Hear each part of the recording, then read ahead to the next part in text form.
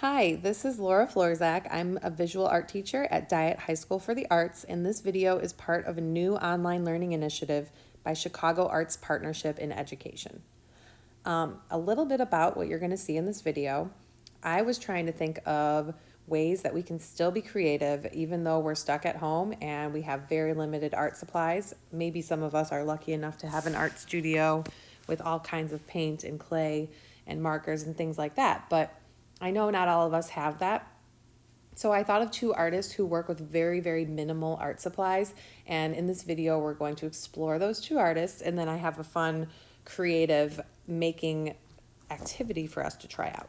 So I'm going to go over those and go over some demos on how to do that. And then we'll wrap it up. All right, the first artist we're looking at is Christoph Niemann. And I actually found out about him from a Netflix series called Abstract. He's featured on episode 1. I definitely recommend checking it out. He's an illustrator. He's done covers for The New Yorker. He's very successful and very, very smart, creative guy. So check it out.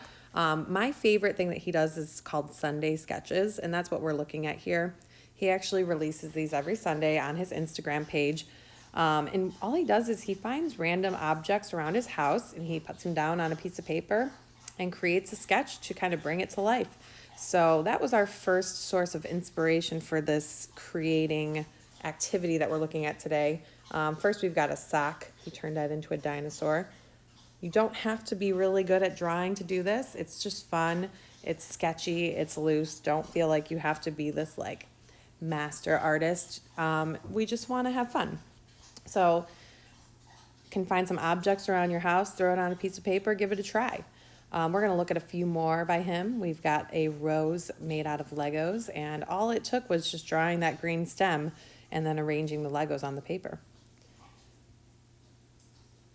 A ruler that he turned into a piano, this paintbrush that he turned into a dancer. He uses food. Look at that, a cell phone he turned into a refrigerator. Again, all the drawings are super basic. This one is actually based off of a famous art piece. It's a Trompe-l'oeil painting of a pipe. I believe it's called This Is Not a Pipe, which you can look up. It's kind of a funny take on that. Got some Star Wars fun with the highlighters. He uses fruit and food often. So definitely check out his website, Christoph Niemann. And you can get some inspiration for different objects from around your house that you might want to grab. And he uses paint often, but you don't even need that. You could work with a pencil.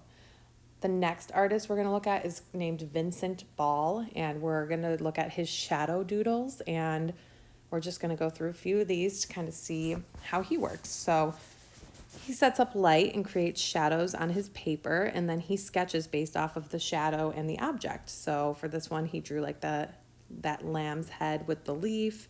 He has this dandelion here that kind of creates the hair and the beard of this man. And again, minimal, just paper, a marker, and an object. It doesn't take a lot to make these. So we'll look at a few more of his pieces, and then I'm going to show you how to get started.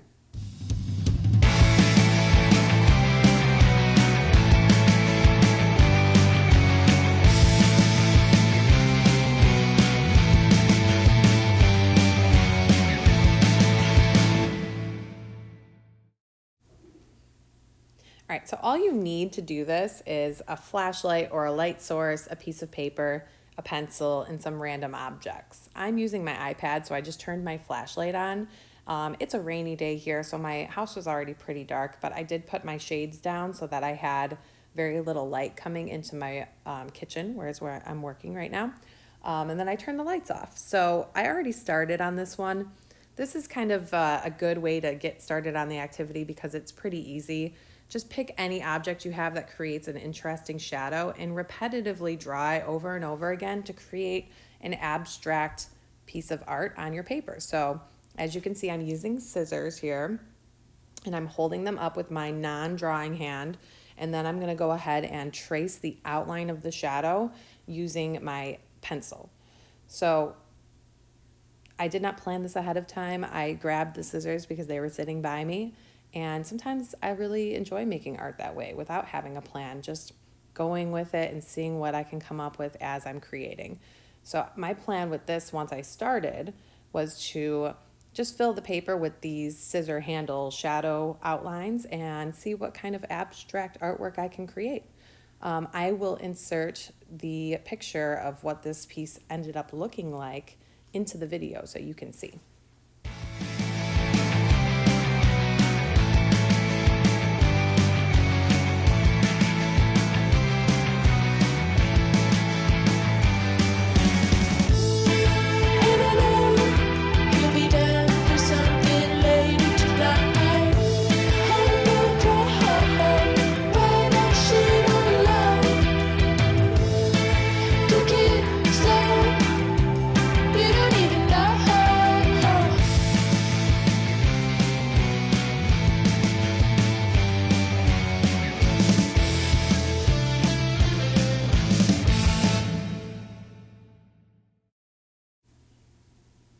All right, so I'm flipping through my book to find my next one that I was working on. I decided I had a pair of sunglasses, and I was like, these could be cool because I want to see how the light looks when it goes through them. So I set those on my paper, and they made this really cool reflection in the color of the glasses. So I thought, okay, this is fun. Maybe I can draw kind of an abstract looking face that looks like it's wearing the sunglasses. So I had already started working on that, as you can see there.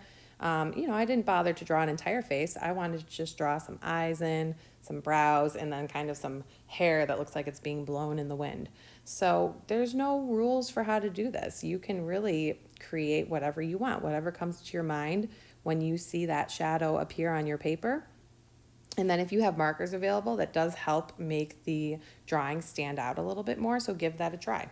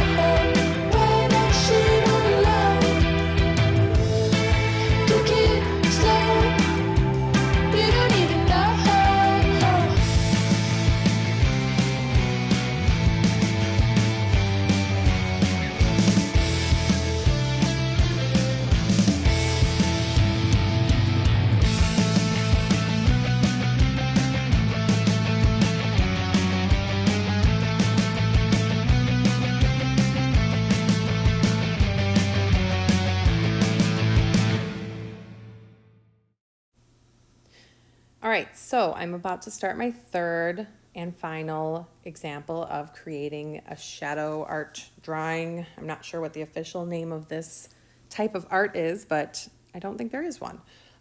So this one, I grabbed a glass, which created this awesome shadow that looked like water with waves in it. And I decided, okay, let's put a fish in there. That makes sense, right?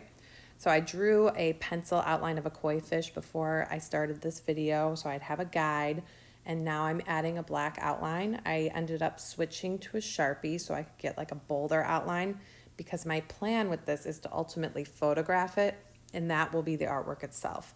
That's the same thing I was going to do with the sunglasses artwork, so the picture itself is what will function as the artwork. The one with the scissors, that itself could be the artwork. I don't have to necessarily have a photo of it to be able to showcase it. So I would love to see what you guys create and what you come up with. Just, again, be open-minded. Grab whatever objects you have around your house and stick them in front of your flashlight or your lamp or whatever you are using as your light source, and see what kind of shadows it creates and what kind of ideas you get from that shadow to create a drawing or to create a piece of art based off of that. It can be abstract or it can be representational. It's just dependent on what sort of shadow you see. Have fun, get lost in the art, and share your pictures with us. So again, thank you for watching, and my name is Laura Florzak. Please make sure you check out more videos from teachers and teaching artists across Chicago at capechicago.org or capechicago.tumblr.com.